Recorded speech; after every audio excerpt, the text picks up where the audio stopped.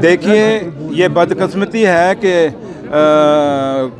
जहाँ तक बीजेपी के लोग इसको खामखा के इशू बना रहे हैं। माता वैष्णो देवी में चाहे बच्चा पढ़े, चाहे बाबा गुलाम शाह बादशाह यूनिवर्सिटी में पढ़े, अब क्योंकि खित्ता पीर पचाल के अंदर बाबा गुलाम शाह के नाम पे बाबा गुलाम शाह बादशाह यूनिवर्सिटी बनी है, और जम्मू में माता वैष्णो देवी जी के चरणों में ये यूनिवर्सिटी बनी है। तो यहाँ ये नहीं कि कौन किस जात से है, कौन मज़हब से है, ये देखना चाहिए कि कौन कितना काबिल है, काबिलियत के ऊपर। क्योंकि ये बच्चे नीट करके आए हैं, और नीट जब कंपटीशन का ज़माना है और कंपटीशन के तौर पर ही एडमिशन मिलेगी, इसलिए इसको हम धर्म के नाम पे, जात बरादरियों के नाम पर बांटेंगे तो अच्छा नहीं है। क्योंकि जम्मू कश्मीर का एक अपना भाईचारे की मिसाल रही है, और हम खामखा का जब एजुकेशन को भी हम धर्म के नाम पे बांटना शुरू करेंगे तो मुझे नहीं लगता कि फिर काबिल लोग आगे आएंगे। और अगर आपने काबिल लोगों को अच्छे डॉक्टर, अच्छे इंजीनियर, अच्छे अपने ऑफिसर्स बनाने हैं, तो आपको जो अच्छा कोई, चाहे एग्रीकल्चर में ही कोई साइंटिस्ट भी बनेगा तो अच्छा तभी बनेगा जब आप कहीं ना कहीं एजुकेशन में क्वालिटी होगी।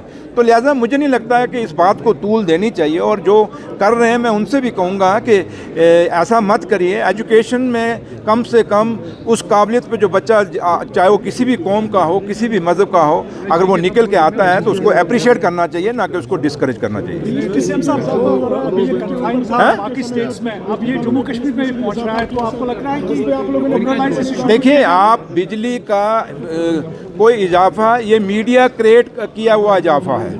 अगर कल आपने उमर साहब का एक डिटेल में बयान सुन लिया, जब उमर साहब ने कहा कि ये फ़ाइल मेरे पास साइन करना तो दूर है, ये फ़ाइल मैंने देखी भी कहीं नहीं कि किसने हाई किया है। तो इसलिए ये एक मतलब कि क्योंकि कुछ ताकतें ऐसी हैं जो उमर अब्दुल्ला सरकार को कमज़ोर करना चाहती हैं, तो वो नए के नए इशू रोज़ जम्मू कश्मीर में उठाते हैं। लेकिन मैं आप लोगों से भी अपील करूंगा कि अथेंटिकेट आर्डर आप किसी के पास है कि 20% बिजली के बिलों में हमने बढ़ोतरी की है, वो किसी के पास नहीं है। हम सिर्फ बस कह रहे हैं जनाब बढ़ गया, उमर अब्दुल्ला सरकार बढ़ा गया।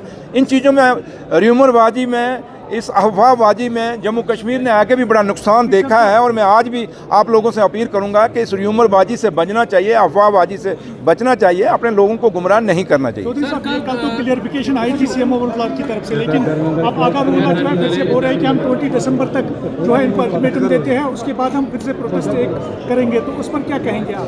देखिए, अब वो क्या कहते हैं, आगार उल्ला साहब क्या नहीं कहते, मुझे उससे कोई लेना देना नहीं। मैं एक ही बात जानता हूँ, आगार उल्ला साहब को किसने रोका है। और आगार उल्ला साहब अब कोई ऐसे गली के या किसी मोहल्ले के या किसी टाउन के खड़पेंच नहीं है, वो ऑनरेबल मेंबर पार्लियामेंट है। और मेंबर पार्लियामेंट को किसने रोका आप? क्योंकि आज यूटी है हमारी, अभी पार्लियामेंट लगेगी, वहाँ बात रखें ना अपनी। मतलब किसने, आज मैं एमएलए नहीं चाह रहा हूँ तो मैं कहूँ जी मैं प्रोटेस्ट करने जा रहा हूँ, फिर मैं एमएलए किस काम का हूँ? तो इसलिए ये एक ब्रेकिंग न्यूज़ बनाने के लिए, एक अपने आप को खबरों में रखने के लिए आप ज़रूर ये कह सकते हैं, लेकिन ऑनरेबल एमपी हैं और एमपी का अपना एक प्रोटोकॉल है और उनको बात करनी चाहिए। आए ना सीएम साहब से बात करें, आए वो हिंदुस्तान के प्राइम मिनिस्टर से बात करें, होम मिनिस्टर से बात करें। मतलब सड़क पे एक बयान दे देना एक एमपी को क्या जचता है? अगर आप सही मायने में लोगों के हमदर्द हैं, पहले वो रिजर्वेशन पे बोलना शुरू हो गया, देखा कि रिजर्वेशन पे सरकार ने अपना जो है फैसला वो कर रही है, तो उसको हट के आप आ गए हैं बिजली पे।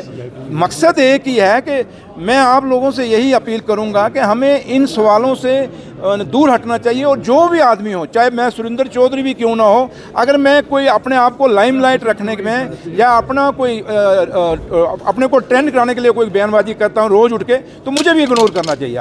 आपको वो चीज़ें देखनी जिसमें जम्मू कश्मीर का एकता बढ़े, जम्मू कश्मीर का भाईचारा बढ़े, और जम्मू कश्मीर में अफवाहबाजी ना चलाएं। आप करें, किसने रोका आपको? हिंदुस्तान के आईन ने कहीं किसी को नहीं रोका। तो इसलिए मैं इस पे ज़्यादा, जब उमर साहब ने एक ऑनरेबल चीफ मिनिस्टर जो इंचार्ज मिनिस्टर हैं बिजली के, पावर के, जब उन्होंने क्लैरिफिकेशन दे दी है, तो मुझे नहीं लगता कि आप कभी हम उसका कहें वो ये बोल रहा है या वो है। सरकार किसी के बोलने से नहीं चलती, सरकार लोगों के कहने से चलती है। हाँ, ये बड़ी दुख की बात है धर्मेंद्र जी की, क्योंकि हमने बचपन से उनकी पिक्चरें देखते आए हैं, आप लोगों ने भी देखी होंगी। वो हंसमुख चेहरा, और वो चेहरा जो आज 89 ईयर्स की एज में भी जब भी उनकी कोई वीडियो आती थी वो जवानी में आती थी, जैसे कोई जवान बोल रहा, और खुद वो कहते थे मैं अभी मैं बूढ़ा नहीं हुआ, मैं जवान हूँ, धर्मेंद्र जी कहा करते थे। इसलिए उनकी वो पिक्चरें, शोले पिक्चर के वो डायलॉग, वो मौसी वाला जो टैंकी पे चढ़ के जो उन्होंने वहाँ डायलॉग किए थे, वो आज भी बच्चे की जुबान है। और एक बहुत बड़ा सितारा, एक बहुत बड़ी हस्ती हिंदुस्तान ने खोई है। और ऐसे कलाकार जो हमारे पुराने कलाकार हैं, जैसे धर्मेंद्र जी थे, ऐसे कलाकार मिलने बहुत मुश्किल है। इसलिए उनके लिए आज हम जितना भी अफसोस जाहिर करें वो कम है, और जितने मर्जी लफ्ज़ों से हम उनके लिए श्रद्धांजलि दें, लेकिन अब यही कह सकते हैं कि भगवान से हम उस रब से यही दुआ करते हैं कि उनको, धर्मेंद्र जी की आत्मा को अपने चरणों में जगह दें, और उनकी जो फैमिली है उनको हौसला दें ताकि वो इस गम से, इस सदमे से बाहर निकल सकें। Thank you. उन्होंने परसों बोला था कि मैंने रिजाइन भी किया था, लेकिन वो एडमिट नहीं हुआ पार्टी लेवल पर। तो क्या जम्मू कश्मीर की सरकार या जम्मू कश्मीर के लोग सिर्फ आगा साहब के इर्द गिर्द में सरकार चलनी है क्या?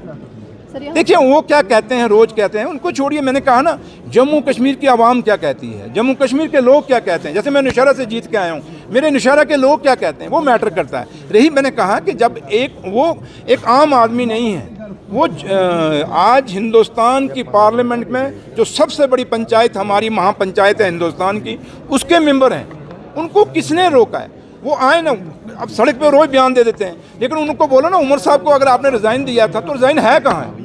आप कह रहे हैं ना, आप कह रहे हैं उन्होंने रिज़ाइन दिया था, फिर रिज़ाइन का कॉपी कहाँ पे, अगर उन्होंने रिज़ाइन किया हुआ है?